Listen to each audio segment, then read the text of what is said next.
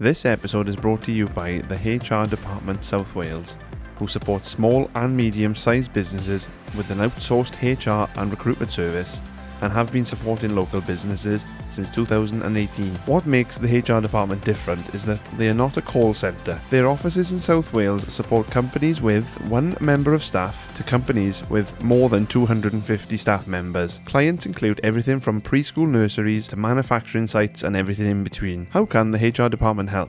Well, they can provide anything from contract of employment to policies and handbooks, restructures to redundancies, flat fee recruitment and DBSs to e-learning and much more. To contact the HR department, call them on 01495 733 130 or email lee.monroe@hrdepartment.co.uk. That's HRDEPT.co.uk. Or why not visit their website at www.hrdepartment.co.uk/South-Wales. This episode is also sponsored by NSC Brickwork and Garden Work, who bring your gardens to life, small jobs to big jobs. They've got you covered. Walls, patios, artificial turf, fencing and so much more. They deliver professional, high quality results at competitive prices. Check out their social media pages for past and present work. You can find them on Facebook and Instagram under the handle NSC Brickwork and Garden Work. Now, let's get on to the episode.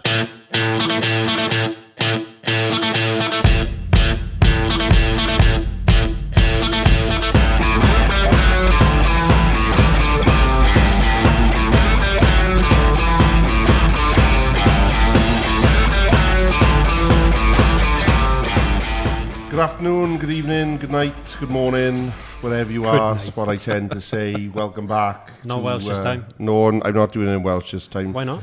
I thought you'd been learning. I will do it in Welsh. Croeso I Just One Man podcast. With a Welsh twang. With a Welsh twang. I'm doing my wife's heading at the moment. I'm learning Welsh, everybody, and I find that when I have to practice my Welsh, I put on an overly Welsh accent. Any tips from Mark would be great. I don't know if it's really racist because I'm Welsh. So, it's not like I'm doing it with like an Italian or a German accent. Anyway, whether it's your first time joining us or you're a repeated listener and viewer, thanks very much for coming back with us and joining us. Can we address the elephant in the room first? Which is, yes, you may notice there's a slightly different setup. Jordan has had his new mics. Which I'm happy about. He's very happy. You want to see it under the table? He's more than happy with it. He's very happy. A family show. It is a family show. Come on now. But no, before we start talking on this this episode, I just want to reach out to all the people that have sponsored one of our episodes. Without you, these mics, everything wouldn't be possible. It's incredible the amount of people that have supported us throughout our journey so far, and still do. That's right. All different businesses. Yeah. So from the bottom of my heart and the boys, thank you. We're not stopping anytime soon. So no. I thought we were gonna start crying then. It's like an acceptance speech. Anyway, enough of that. Keep sponsoring us. No, we love you all. We are joined by Ryan Stevens. Hello, how are we doing? There you go. See, that's what you need. A bit of info about you. So I was telling the lads that I heard you before I saw you down at a launch event for Revive Wellness Club down in Cowbridge, at Sophie's second site. And I thought that it was like some mustached, tattooed, dipping Ric Flair was in freezing cold water. And then I kind of in the most non-baby reindeer way started stalking you. I wasn't sat outside the bus shelter, waiting for you. You sure? I thought I heard some sounds outside my house. Well, we couldn't find him the other day, so you can tell us where he was. Baby reindeer. That's very accurate. It's normally followed by crying. But yes, and I immediately became interested, because to say that you are a once in a generation type of guy, I think is an understatement. You don't stop. You've got your fingers in too many pies. Too many pies. Too many pies. Yeah. But I just found it amazing, and then it kind of led me down this kind of rabbit hole of this insane number of cold water dips in the sea. That's some every single every day. What are you on now? That's commitment. I knew you were going to ask this. I'm going to phone on them. Yeah. Google 26th of October 2020 until today. Wow. If you go on Google, it says, I think it's days. So 2 days since, and there's like a little feature on Google. So it's like 1,300 plus anyway. It's over 1,300 days. For the people listening, we are working this out right now. We're going to get back on that. Yeah, he's trying to shut the Pornhub windows down.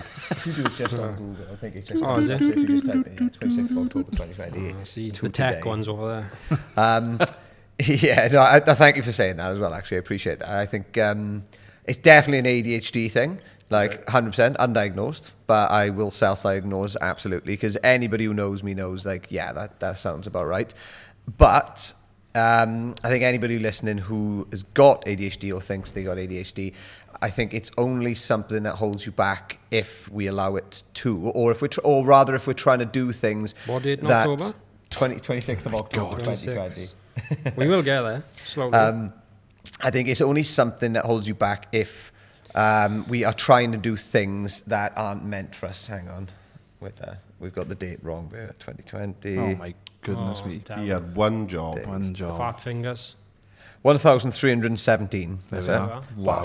1,317. Yeah. So any natural body of water for that many days. So like sea, lake, river, waterfall, that kind of stuff. I do cold shower every day, but I don't count that as a depth or whatever during your cold water thing. I've got to get in like a natural body, so it's a bit of a fucking challenge when I go away.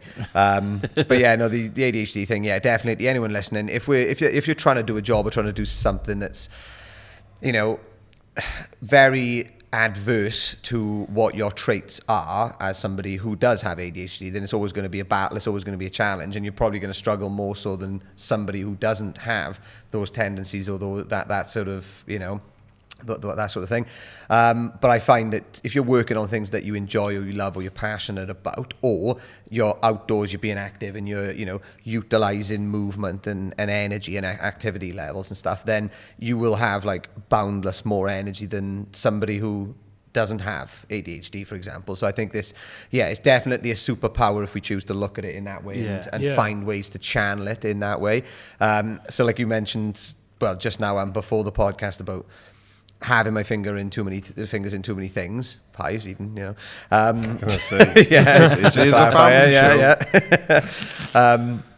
it's definitely, I've always been the same, but I think more recently in like the last 5-6 years or something, I've channeled it in a direction of like helping people and just things I enjoy. So looking at my internal values, what do I like, what do I enjoy, what would I do for free?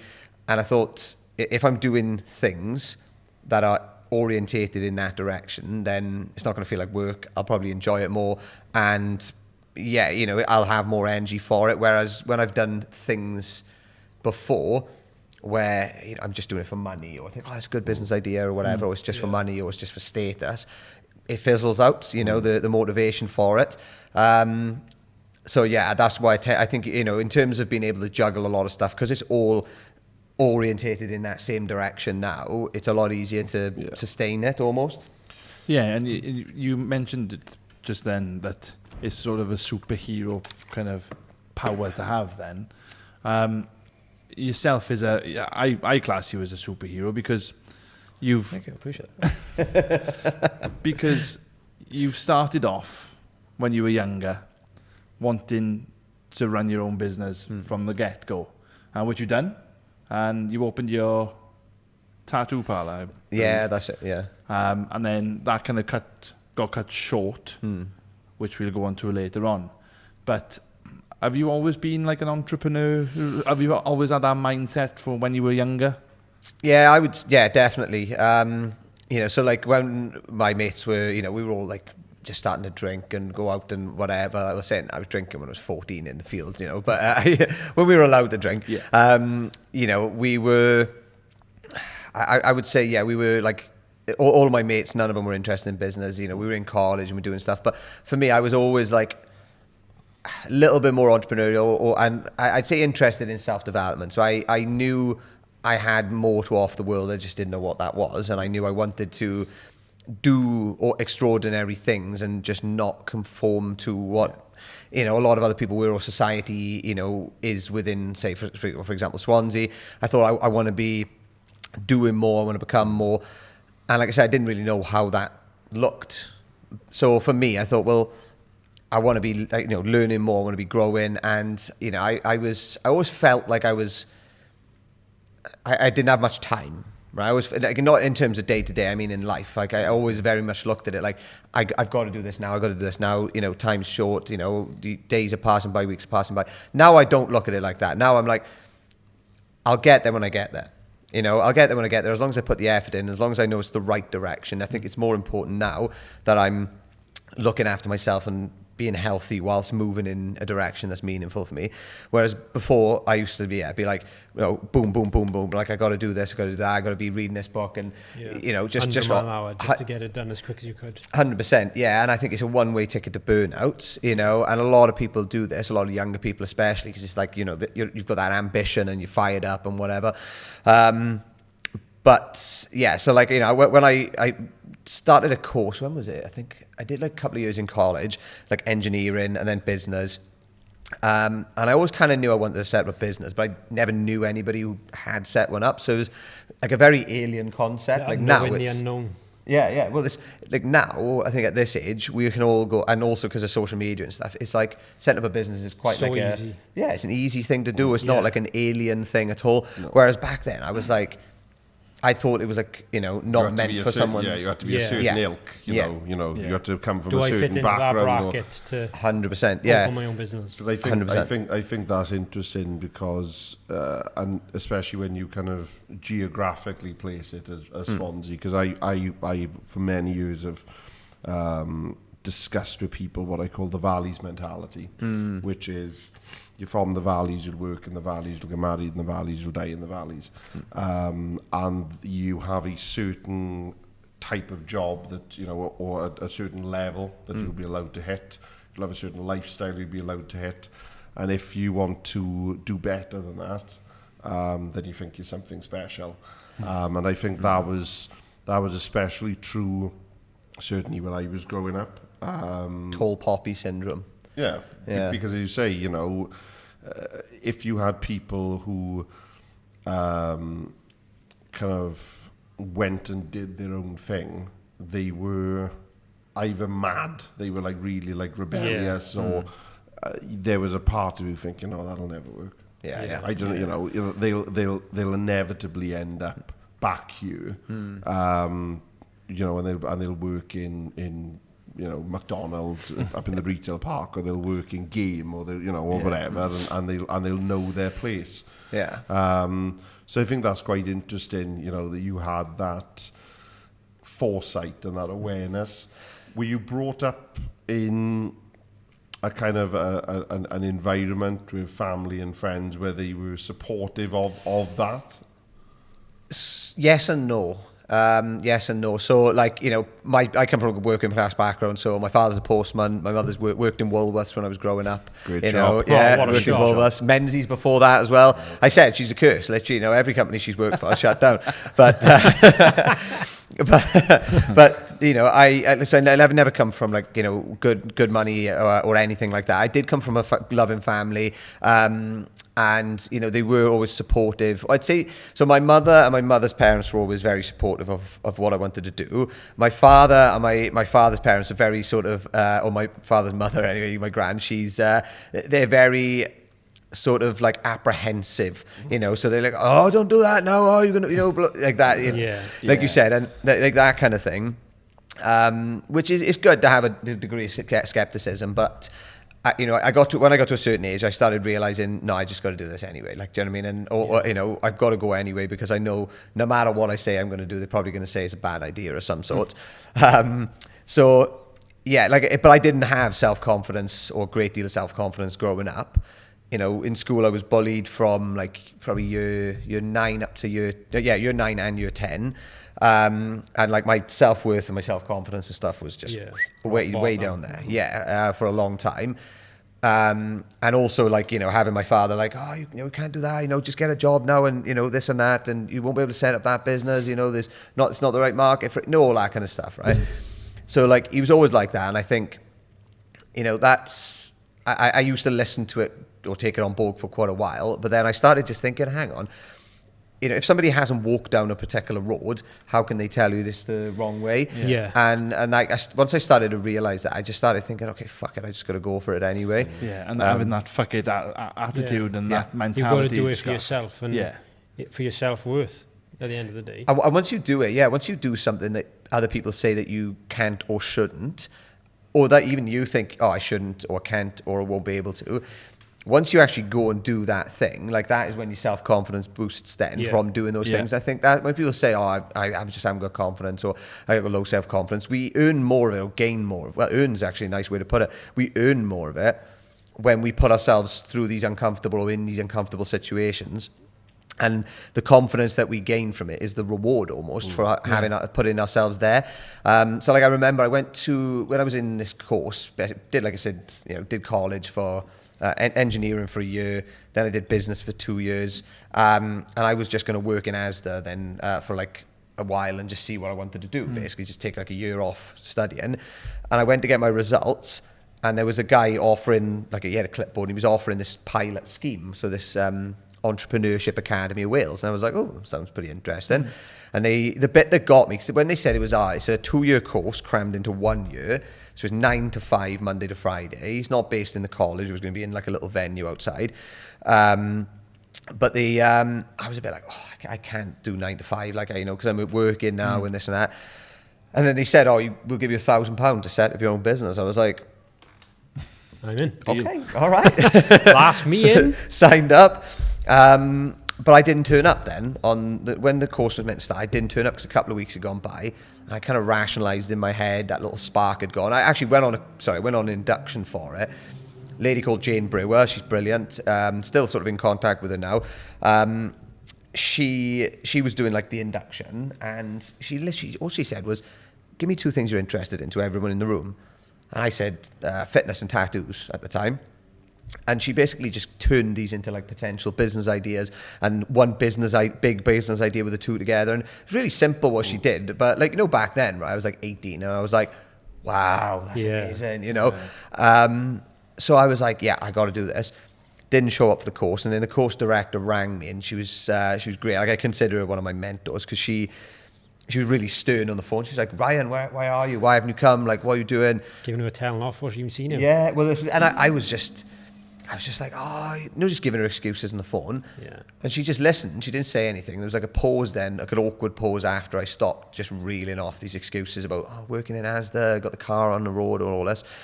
She just huffed and just said, Ryan, she went, do me a favor. She was like, just come in. Just come in for a week, come in for a couple of days.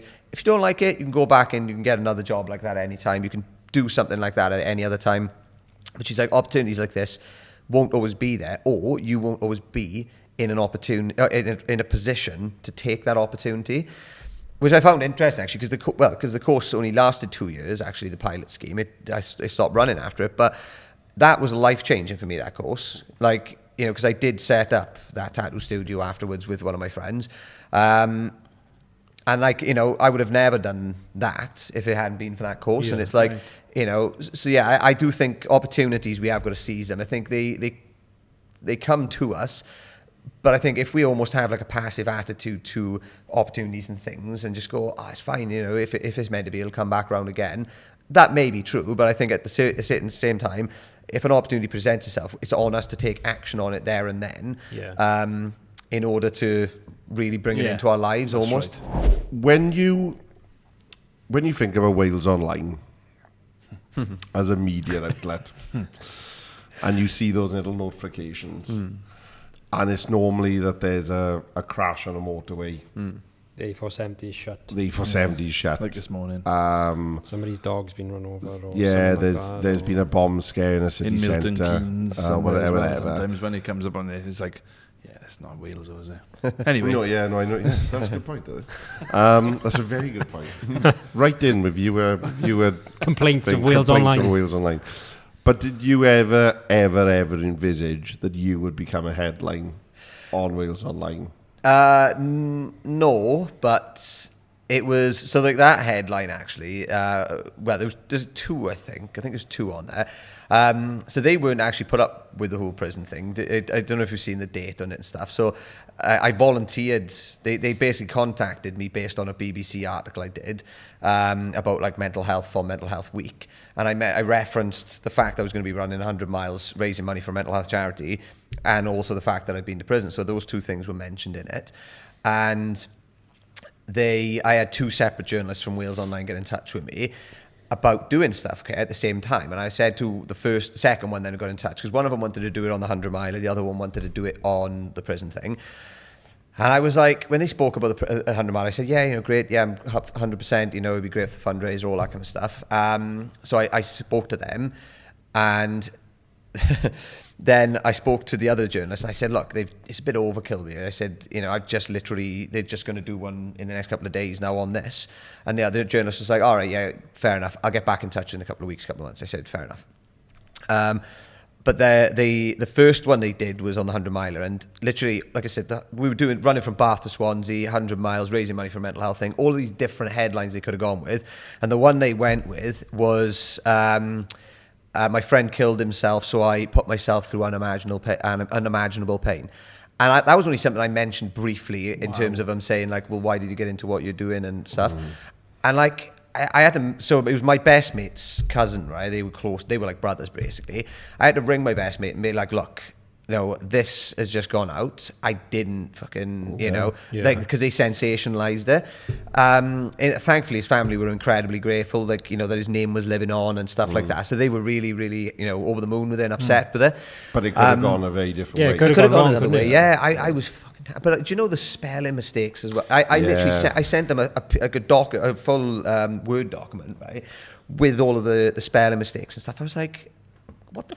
Like, why have you put that out there? It's I had interaction with them in around 2017. I was involved with Abertillery Excelsior's football, and unfortunately they had two deaths within about a fortnight, and one of them was a guy in his early 40s who died on the pitch with a young son, and because there was this huge outpouring on social media, Wales Online and the South Wales Argus have got their eyes, and they were on it, and we felt that it was right that we try and acknowledge it, and the fact that every club, every sports club should have like a defib on site. You shouldn't have to be waiting for paramedics to turn around and all the rest of it.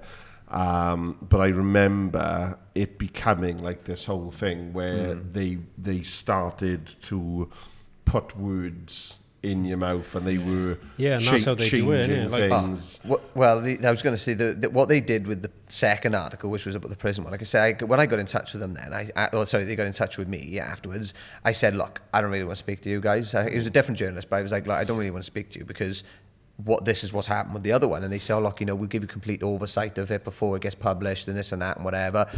And I sat there with it because like I was reluctant to do it because I thought, well, in my head I thought, right, they're going to probably fucking they've already chucked you under the bus once. Exactly. And this is, I thought, right, do you know what though? I thought if it helps one or two people, great. Do you know what I mean? I thought I thought, fuck it, I'll go for it. And I spoke to them, told them about it and this and that, whatever. And they were giving me oversight in fairness in terms of like, how it was structured. Because they were blowing smoke up my ass initially on the first one. I said, look, you don't have to do that. I said, don't sugarcoat it, sort of thing. I was like, just say it as it is. But, as long as I know what kind of the narrative that is you're trying to paint. But it's the editor that chooses the clickbait titles that go on social media. But then the photographer, he's taking all these photos, and I was just speaking to him, right, like as he was talking about it. And when I mentioned about like what I do now and stuff, he kind of stopped and he said, no, he said, the brief they've given me, I ain't following this. Because he said they've given me a brief to do like dark backgrounds and things like that with the photos. And, you know, he did it much more like beachy then and positive with like the backgrounds and stuff. It's very like clever because the clickbait title, or the title that they put up on social media then was the ambitious drug dealer who went to prison for dealing drugs. Yeah. Just that. Yeah. And it's like no mention of the fact that was 6 years ago, and now the whole point of this article is now that, you know, I've been helping other people to avoid doing that, and also helping other people in different ways, and all of the stuff I've done since. And I was just like, I just went nuts with them, to be honest. Because I said, look, they ruined their own click rating anyway, because if you looked at all the other posts, you know, that week or whatever on the social media, all of them had better engagement realistically. And I said, what you've done is you've put a positive article behind a negative headline. So I said, the people who want the negative shit, they're going to click through and go, oh, that's a positive thing. You know, it's not what they want. Whereas then the people who want the positive shit, they're not going to look and click on that because it's a negative thing. So I did get them to change then the headline once you go on the sort of website, but the social media headline just stayed the same. And you couldn't really change that. So, and I just said, I was like, I won't speak to you again. They asked me if I thought it would be alright for them to turn up at the funeral and photograph the funeral, and I was just they got to cheek him, and I was like, he's got a 14-year-old son. If I see a camera near that church, there'll be ructions. And they held off, but it wasn't for lack of trying. But I get it, you know, like you said about how I think it's wrong the way they do it. It's just not right. You know, because as you rightly said, by that time you'd kind of weathered the storm. You'd come through the shit. You were actively enriching your own life, enriching other people's lives, but the kind of the negative clickbait, because as you said, there's no news like bad news. Everyone, you know, it's sensationalized. Obviously that period where you were getting into the entrepreneurship and starting that, and you said that was obviously a huge moment, but I'm guessing that being locked up didn't go very well. Will also have a bit of an effect. Oh God, yeah. Oh yeah, somewhat. Somewhat. Yeah, it was. So yeah, that was like, you know, without a doubt, rock bottom for me. You know, that was the lowest point. Because, you know, like I said, I went through bullying in school. I don't really recall, like, if I had, like, I definitely thought about, like, suicide. I don't think I was actively, you know, planning on taking my life at any given point, but it was definitely something, you know, that was circulating in my mind when I was in school because of all of that.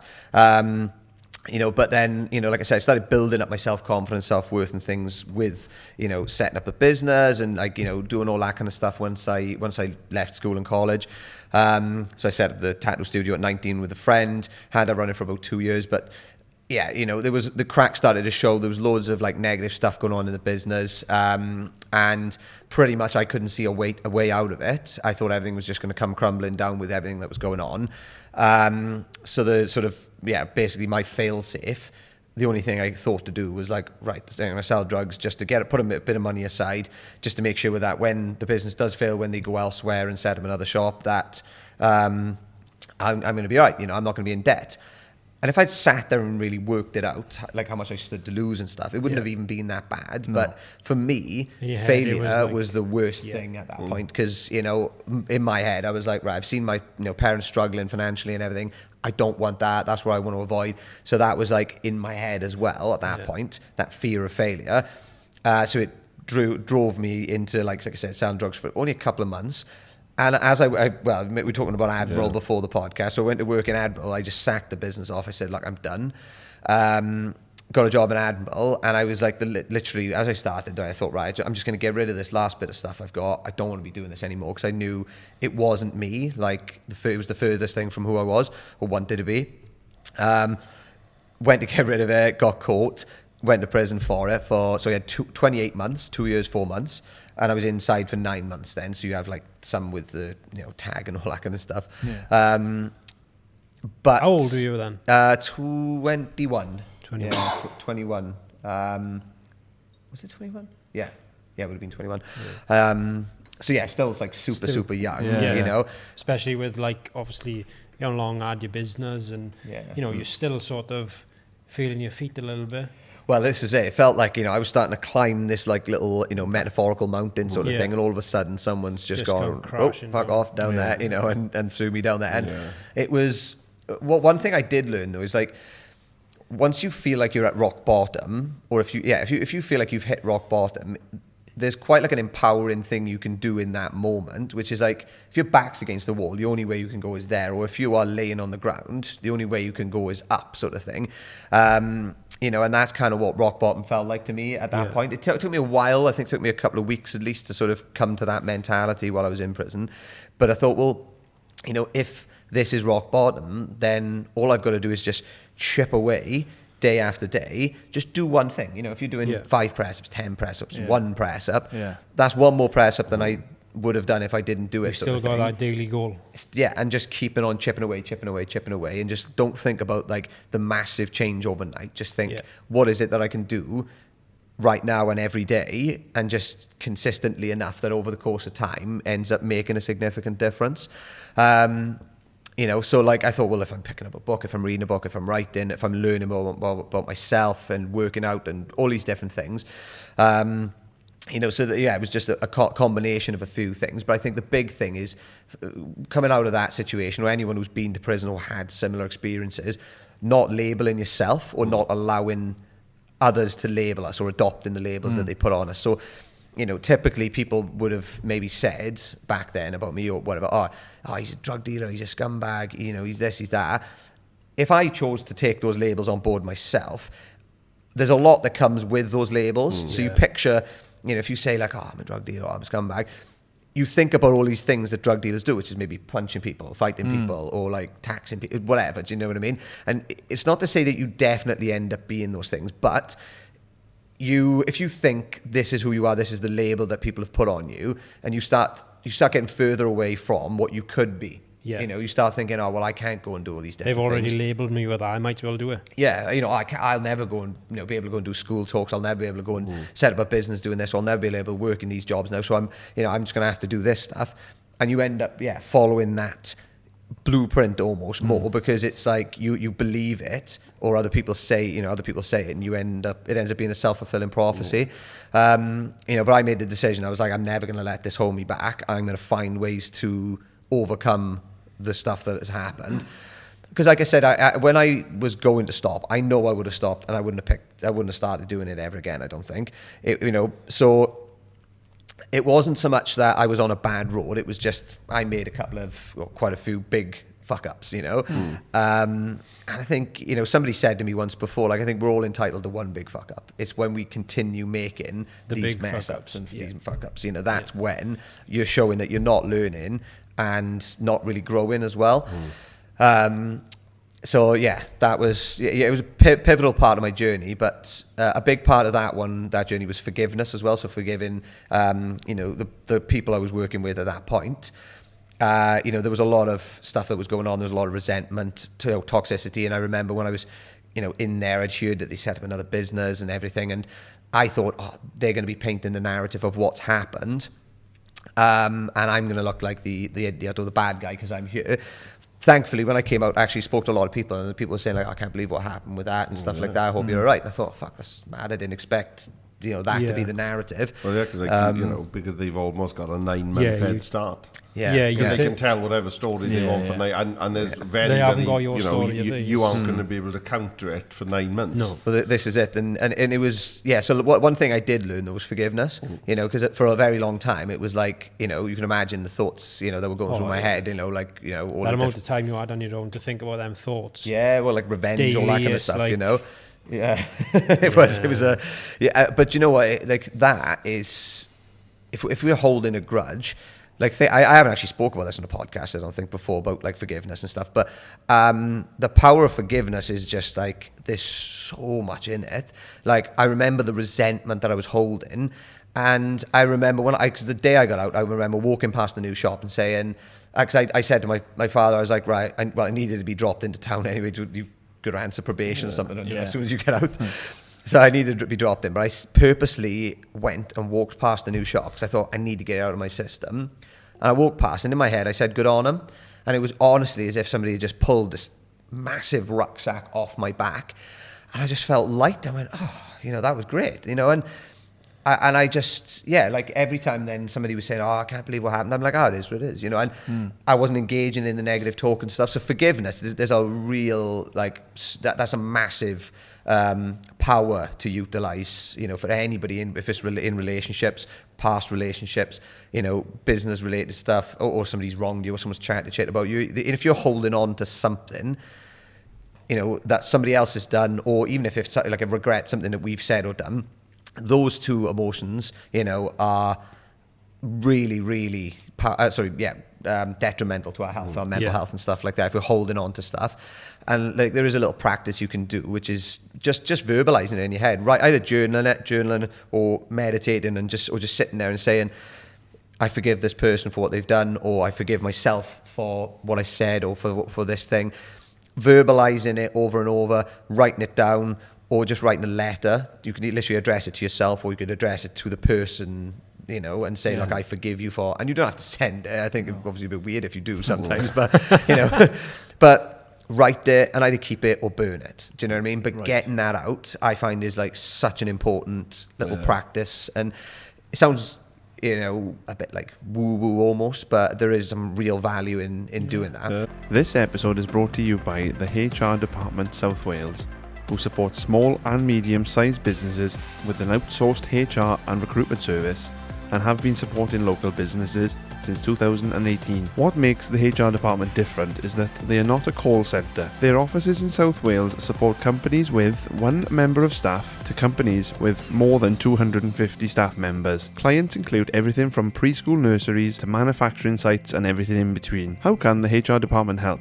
Well, they can provide anything from contract of employment to policies and handbooks, restructures to redundancies, flat fee recruitment and DBSs to e-learning and much more. To contact the HR department, call them on 01495 733 130 or email lee.monroe@hrdepartment.co.uk.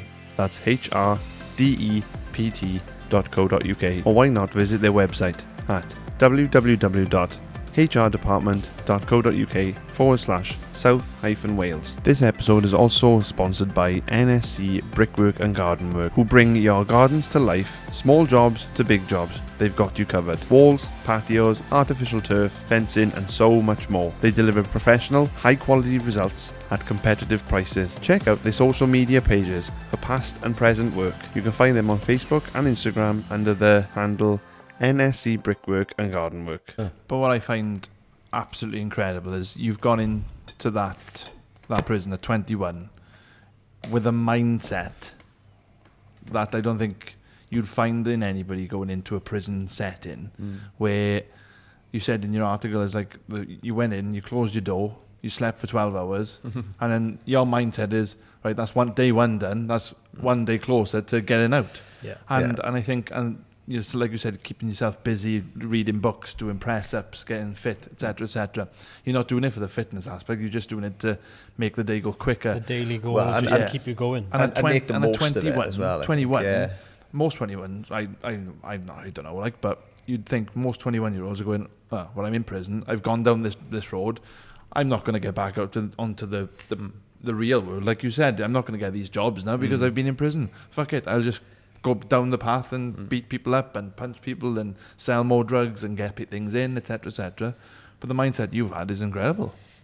Yeah, it definitely didn't, it wasn't day one going in like that, in fairness. It did, like I said, the first 12 hours, so the first, two days I slept for 12 hours each, but that was because like I was drinking 4 or 5 days a week for the 4-week period leading up to getting, after I got arrested.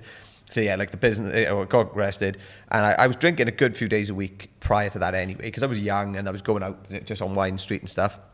And it didn't feel like it was problematic. But when I look back, I'm like, oh no, that was like numbing the shit that I was going through, you know. And then after I got arrested, yeah, I was drinking like, I was drinking like 4 or 5 days a week, only like 2 pints or 3 pints and stuff. But still, you know, it was a lot of days through the week. And I remember I'd literally have like, you know, I don't know, a pint and then drive home with the second one. And I had about 30 Coors glasses in the house or something like that. Oh, wow. And it's just, you know, when you think about it, like, it's just... yeah, it was just idiotic, you know, idiotic behavior. But that was during that period of like, you know, I've been arrested. It was a lot of uncertainty of what I was going to, you know, go to prison and stuff. So yeah, it was like, yeah, it was really difficult to, you know, go through at that point. Yeah. And like, yeah, when I got sent down, then it gave me clarity, which was good.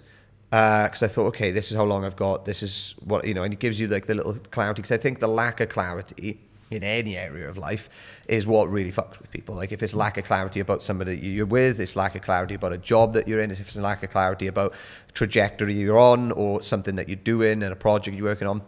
Like if we don't have clarity, it just creates this unsettlement. You know, it's almost like not being able to see in the dark. You know, you've got a lack of clarity about what is in that dark or that darkness. And I think that's what creates this unsettled feeling. I think in our lives, we go through the same stuff. So like once I had the clarity, okay, I thought, right, I know, even though it's horrible, you know, to know that I've got this long, at least I know. You know what what's got to be done. And yeah, and I think it was a couple of days. A period, right? Was there ever, you know, whether it was after you got arrested, you know, because it would have been quite nailed on that it was only going to go one way and it was going to go down the prison route, or the point that you got sentenced, or indeed that travelling. Was there ever a point you thought, I'm not going to be able to do this? I'm not going to be able to get to the end of this process, this sentence. Was there ever those kind of moments ever creep in, or was it, you know what, I'm going to survive? I don't think it was ever like I'm not going to be able to do this. I think it was I've got to. You know, I you know, I'm here sort of thing. I think it was more, I'm here, I'm in this situation, I've just got to deal with it. Like, you know, this is, you can't turn back the clock sort of thing. You can feel horrible about it because you think like this is not the best place I want to be. This is creating a lot of, you know, well, it's created maybe friction with family. It's also created, you know, stop me from living my life as I would see fit, and, you know, with freedom and stuff for a certain period of time. You know, it's also going to affect me in different ways. So maybe not being able to go to America or Australia, or not maybe being able to set up a business again. So all of those different things, they were in my head, but I just thought I can't really think of that now because it's done. You know, I thought, well, what will be. Like I may or may not be able to do these things, but right now I've just got to be where I am and be present, and just also, you know, look at what I can do in order to move past that. And I think, you know, if we wallow in the, you know, in the pit of what we've, you know, done, or where we just find ourselves, it doesn't really create change. You know, all it does is lower our own self-worth, lower our own self-talk and things like that, and how we, you know, perceive what we can, you know, achieve afterwards. So we'll just start thinking like, oh, I won't be able to do that, I won't be able to do that, I won't be able to. You know, if you start saying, fuck it, I am where I am, I've done what I've done, I'm here, I don't know how this is going to pan out in the future, but as long as I keep trying and keep trying to find ways, I'm going to get further than if I didn't. And yeah, I think anybody who's going through something like that, it doesn't have to be prison, it could just be, you know, losing a job, or, you know, being in a job that you hate, or anything like that. I think knowing that the power is actually within you, and it's only within you to actually make those changes and to come through it on the other side of it. But I think we've got to really feed that self-talk and that belief within our abilities to actually do it. Otherwise, we won't. No. Yeah. And then we'll just say, yeah, I knew it wouldn't happen. Yeah. What was the reaction then from your family? Because you obviously, when you said that your mum or your father and your parents like, oh no, you can't do this, you can't do that. What was the reaction then to when you got sent down? What was that like? Oh, they were very upset. Like I thought my father was, you know, going to be fuming. Do you know, I thought he was going to be absolutely fuming, because I remember I robbed his car when we were 16, actually, and it was an automatic, and not that I knew how to drive anyway, but I reversed it through a wall. And then we literally pulled around the corner, all flustered because that's just happened. The police drove past, pulled over, and fucking arrested me. But I had no further action for that because it was I was just young. But I remember, he came to the police station at like stupid o'clock in the morning, and he was fuming. Like, he was like red in the face, like, I don't think he spoke to me for days. My mother was, she was worried and supportive and stuff, but yeah, he was fuming. But when it was with the drugs thing, that was different, because I think they knew the severity of that. They knew, like, this ain't good. So, they were like just, very upset, obviously disappointed, I'd say, as well, but they were always very supportive, which is great. From friends as well, like, a lot of my friends didn't know I was doing that, because I was like on the night out that night. I had my good friend Sarah she lives out in Australia now, Fionn as well, one of the other girls.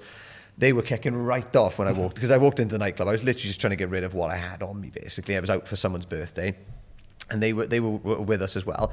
And they see me get, like, pulled into this room and handcuffed and stuff, and they were kicking off like, why you let Ryan go? He hasn't done anything. And then they see me coming out in handcuffs, then they were like, Ryan, what's going on? What's going on? So, but yeah, like, I think a lot of people didn't expect that from me, because I'd like to think it wasn't something that was within my character. It's not like and that's what I knew it wasn't me. So that's why I wanted to stop it as well. It was just because of the situation I was in and the stress and everything. It just led me down that road. But that's a big part of why I think I do what I do now with the wellbeing stuff, and also why I'm very big on looking after yourself and making sure that you're, managing your stress, you're doing things that are meaningful to you, that you're looking for maybe things within your life that you don't really, aren't really working for you. Because I think once we let it, like, unhappiness is like it's almost like a cancer almost. It's like, it starts very small, but the longer it's there, or like a virus, sorry, is a better way to put it, like a virus. So it starts very small, but the longer it's there, it just starts to infect everything. And I think, like, another way I say it is like I let my unhappiness run away with me at that point in my life without dealing with the things that I knew weren't right, which was the business at that point. I knew I should have walked away probably a long time before, or done a million and one things differently. And I had a relationship as well for a good few years, 4.5 years. I knew for a long time I shouldn't have been in that relationship. Like, she was amazing, but it was just not. I knew for a very long time that it weren't for me. And I think the longer I stayed in that, the worse I felt, and the more anxiety I experienced, the less, I just felt shit. Do you know what I mean? Yeah. And also I thought in the end, I was like, I am not making her happy. I'm holding her back from living her life on her own terms and finding somebody who actually wants to build a life with her. And is going to, like, value the things that she values and stuff. Whereas I thought, well, like that, I'm holding her back, but also I'm holding myself back as well from finding somebody on, that's more like what I want to do, more like what I want. So yeah, I think when we recognize something is not right for us, or doesn't give us happiness, or actually takes a lot of happiness from us, we've got to try and make those changes. I think, not to say we just, grab our bags and run, because I think there's too much of that in this society. I think we do have to kind of repair things and sit in things for a little while to let things brew and let connection, deepen, whether it's with a job or with a relationship. But at the same time, I think letting our unhappiness run away with us for too long when we know something's wrong or not right, that ends up, leading us to make these choices and do these things that aren't congruent with who we are. And that was very much the case with me with the drugs. I think, I was doing something I never thought I'd find myself doing, because I just stayed in a situation for too long when I probably should have just walked away a year earlier, But yeah, the same thing with the Swansea uni job. I mentioned this before the podcast. I knew I was there for a year and a half, I think, and it was a great job on paper, but I knew, like, this ain't for me. I was working on my manager and stuff. And I had my own visions of what I wanted to do. I wanted to run my own business long term. And at that point, I didn't know what I wanted to do. And I just pretty much quit my job in lockdown, and you know, and because I knew full well if I stayed in there, I was probably going to end up getting sacked because I just weren't doing the job properly anyway. And I thought, well, it's not ideal for them, the fact that they've got to, you know, have somebody in that organisation who does not want to be there and isn't doing the job properly. You know, they're better off having somebody who's actually passionate about that. Yeah. So, Wild Minds Gower. What is it?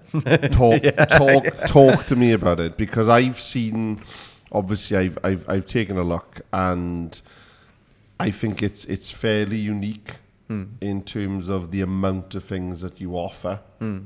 Was that then the culmination of, right, I need to try and kind of filter everything as best I can into a model, a workable model? Yeah, I suppose so. Yeah, it was, you know, I kind of thought, well, I think I was just thinking, because I was going to do this standalone retreat. I thought, right, I've got all of these different things that I can offer. So like I've got a level 3 personal training thing. I've got breathwork qualification. You know, I've got the mental health stuff and all the substance misuse stuff. I've got the nature-y type stuff or whatever that I do as well. And the, you know, running. So I'm like a run leader for Love Trails Festival, and you know, I've got all these, and the cold water stuff. So all of these different sort of, I don't want to say disciplines, but yeah, these different like avenues. Things. Yeah, these avenues. And I thought, well, all of these, going in the sauna, going in the ice, going in the sea, going for runs, being in nature, doing breathwork, they work for me. I thought they work great for me. And a lot of other people do these different things as well, and they find them beneficial. So I thought, well, I want people to be outside. I want people to be in nature. I want people to be, you know, exposed to nature for a prolonged period of time. But also a big thing for me, and the biggest probably thing that I do, almost like my superpower really, is connecting people. So like, you know, I love it when I see, so I like, let's say I've got 2 friends and they don't know each other, and I think they would get on, right? Like I got to introduce them then. So it happened the other day. There's a girl, Libby, who's great. Like I've only recently met her, but she's brilliant, right? She's just super cool. Like loves surfing, does all that kind of stuff as well. And like my friend Jazz, who comes with the sea dipping group with the Wet Bandits. I kind of thought them two. I said you two get on like house on fire. I just knew, you know, because they've both been to Australia, both like, you know, happy, bubbly, and outdoorsy. Introduced them and they just hit off straight away like that, right? So it's like I love seeing that. But anyway, the point I was going to make is like connection is like one of the best things that we can do for like longevity, our own health and well-being, and also like to avoid things like depression and avoid things like anxiety and, you know, things like that, you know, because not just having the support system, but also just feeling connected to people. So that's a big reason why I like kind of sort of created the Wet Bandits. It kind of came together really. I didn't really create it, but the whole community side of it and the why I wanted to push it is very much why that still exists today, because I thought that, you know, that is what really heals people, is that community and that connection with others.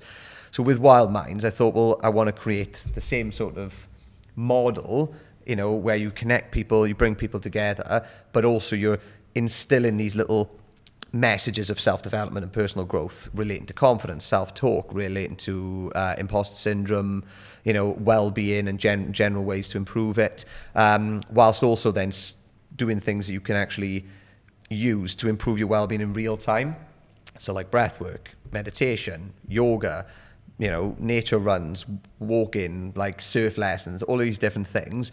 Because I thought, like I said, these are things that work for me, they're things that work for other people. And I thought, well, other people might not go and try these things by themselves. So it gives people this outlet almost, or just creates this space for people to go and try these things. And even if they don't come back again, or even if they don't engage with the community side of things, at least they've tried these different things. And they think, you know, 6 months down the line, they might be like, I feel like really shit right now. Oh, do you know what? I went to that beach sauna and jumped in the sea before when I was in that, like, you know, retreat. And that really made me feel good. So I'm going to go do that now. And that's, you never know, do you know, how far those things end up going. Like one of the guys, so like, I've actually, you know, I put like a little snippet from this on the website actually from what he said.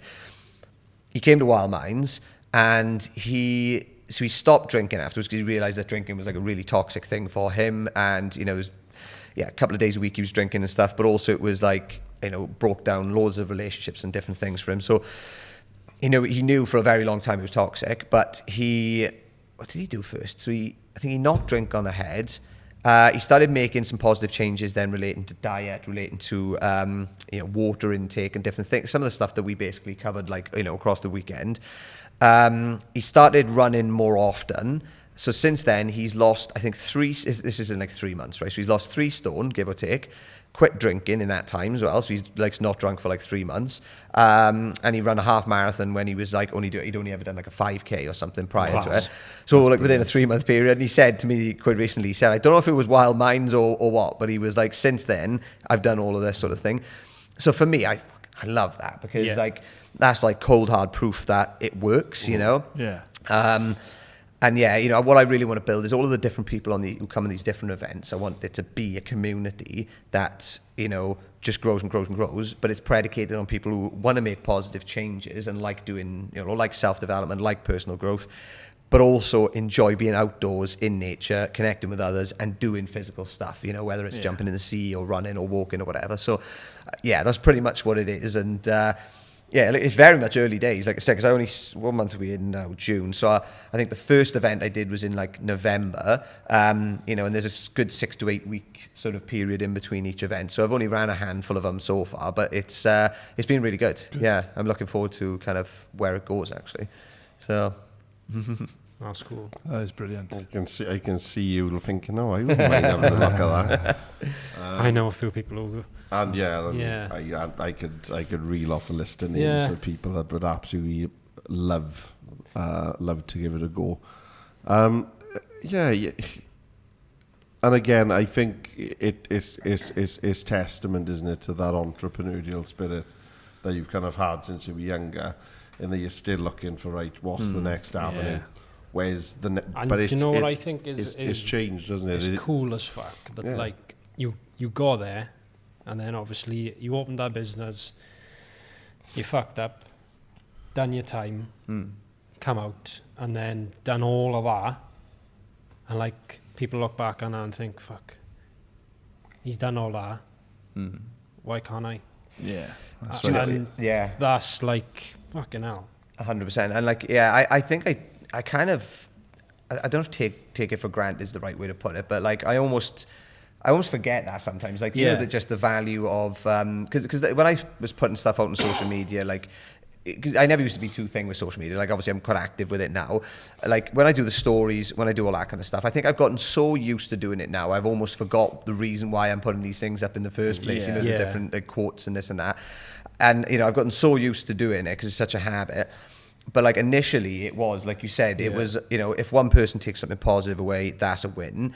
And I've got like this daily habit tracker thing in my bag of there where, you know, helping someone is one of my little things to do every day, whether that's buying someone a coffee or doing, you know, something like this. It's just actively looking for ways to try and make a difference and help somebody. Because I thought, well, that's my mission. That's what I say about what I'm all about. So I should be actively pursuing things where I can do that on a daily basis. But yeah, I think I do discount actually how, like you said, the value of just being active and doing that kind of stuff on social media, even if you see how many people have viewed the story, but even if you don't get any messages or engagement from it, it doesn't mean that people aren't like looking at it and thinking that. And I do get quite a lot of people saying to me like, oh, you know, you're doing really well and you've come so far and this and all these different things. And I do shit with, I really shit with compliments and stuff, right? It's a bit of that's a self-confidence thing. Yeah. Like when people say it, I go, oh, you know, I curl into a ball, but I always force myself to say, oh, thank you, I really appreciate that, you know. Yeah. But inside, I'm a bit like, dying inside. Yeah. And if I've got this weird thing as well, where I always think if somebody gives me a compliment like that I think they're like, not chatting shit, sorry. I think they're, they're chatting shit. No, I think that get banged. Yeah, like I think that they're like, you know, like lying, but like taking the mick. Taking the piss. Yeah, taking the piss. Like not sincere. Yeah, and I always get this thing about that. And I'm like, and like I said, 9 times out of 10, they won't be. Do you know what I mean? There might be the odd occasion where somebody is being a bit thing. But at the same time, I know that it's me that's just being like, it's that, that almost like imposter syndrome almost, that I'm experiencing. So I like, yeah, I know that's my own issue that I just need to overcome. Yeah, but I don't know if you agree with me. I would say that you set up a business as we say, you were entitled to your one big fuck up, which you made. Yeah. You paid your dues. You don't stop. I said to you when you first came in, you're the only person I know that could be in Aberystwyth at 6 o'clock in the morning, then go to Cardiff, then go to London, and then end the day just by walking up Snowdon. You don't stop, which I think is incredible. But when I see that, I'm just, well, if you can overcome the adversities that you've done, what's everyone else's excuse? And I think the big thing to take from that is that you made them changes to make where you are now. They didn't change themselves. And it's worth mentioning as well. Like, so I just thought, because I mentioned this to you the other day when I was up in Cardiff. So like one of the things I do now is like appropriate adults calls as well. So it's for a charity called Ad, which was formerly Havel. So it's like a 0-hour thing, and it's basically, you say when you're available or not, and they may or may not call you depending on if somebody gets arrested in one of the stations across South Wales, or sorry, Wales in general, and if they're classed as a vulnerable person through mental health or through drug addiction or through learning difficulties and stuff, they need an appropriate adult presence. So like essentially the police call then this charity, and I've been doing that since I did the training in August last year, and I started properly in November, and I love doing that, right? So like I've been doing loads of them because one, it's interesting, but two, you do get to make a difference as well every now and again. And like the point I was going to make with that is you are literally in police custody centres, in the interview rooms, in the like going and speaking to these people in the cells and stuff, and like I'm somebody who went to prison myself. What that's like. But no, I was going to say, it's like especially if somebody if thinks youngsters and that as well, and especially if it's things to do with substance misuse or whatever, then that's the kind of thing that you can think. Listen, and like when people say, and it is a bit of a throw in. I know what you're going for. I've been. But you can say that with absolute Well, and I was going to say as well, for anyone who just thinks like if they are, because I've been arrested or because I've been in trouble or because this thing's happened, that's it, I'm never going to be able to do all these different things. That's not necessarily the case, because like I probably do like all the things that you think if somebody's been to prison for selling drugs they can't do, which is going into schools, delivering talks and workshops, going into colleges, universities, going into prisons. I've been back in prisons delivering workshops, into the custody centres and the police centres, and it's like all of those things, they're like the places you think you wouldn't be able to go. So I definitely think, don't get me wrong, there is going to be exceptions with that, but like I think the big thing is that you know in your mind that you're not going to let it hold you back, or you're going to do everything in your power to make sure it doesn't. And I think like just letting time do its thing as well, because time's a wonderful thing, because if we expect everything to happen in a week, if we want abs within a week, it's not going to happen. But if we say, okay, I'm just going to do 50 sit-ups or 100 sit-ups a day, right, which is what, 8, if you're working a 10-hour day, you're doing 10 sit-ups on the hour every hour, which pretty much anybody, I'd say, like to think most people could do, right? And it's not going to burn that much. It might be burning a bit by the end of the day, but if you're doing 10 press-ups every hour on the hour through your working day, 10 sit-ups or whatever it is, by the end of the week, you've done 700. By the end of the month, you've done 2,800, I think. 2,000. Don't ask me. And by the end of the year, you've done in excess of 30,000 sit-ups or press-ups just from doing 10 every hour on the hour for a working day, for example. And when you think of it like that, because a lot of people will say like, I haven't got time to work out. Everyone can do 10 press-ups on an hour, like in an hour. Do you know what I mean? Because it literally takes 20, 30 seconds, a minute tops, maybe, even though for somebody who's not his thing. So yeah, like I don't know where I was going with that. I went on a right tangent, but yeah, point I think I was gonna make is just the power of small, consistent actions. Yeah, that's it, over the course of time, and just letting time create the magic. But I think it's on us to just be to take those actions in the first place and stick with it. When you said about that app, there's an app, I can't remember what it's called, Guardian or something like that. It's done by the NHS, and I download. Something like that.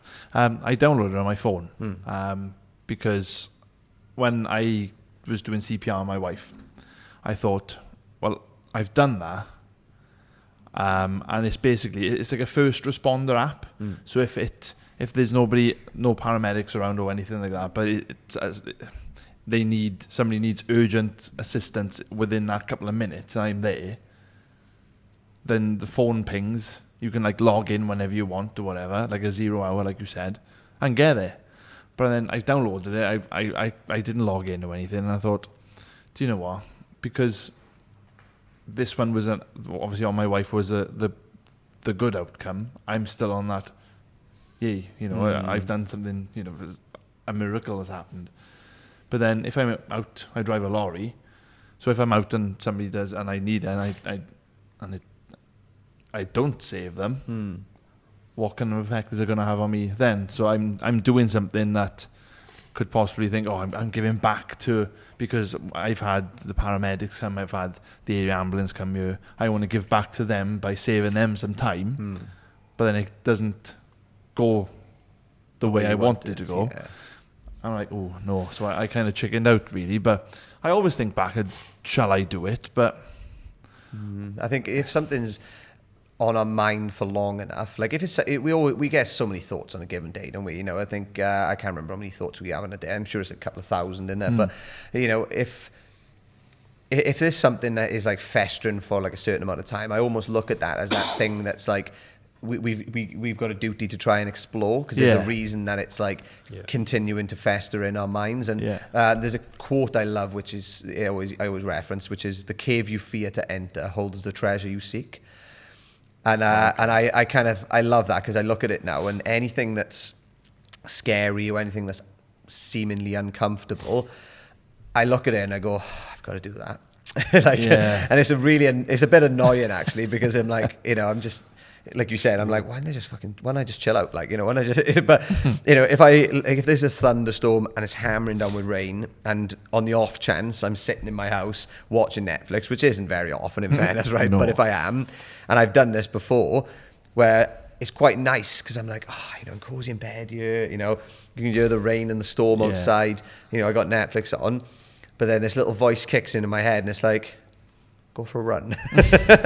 And I was like, as soon as I get in my head, I'm like, fuck.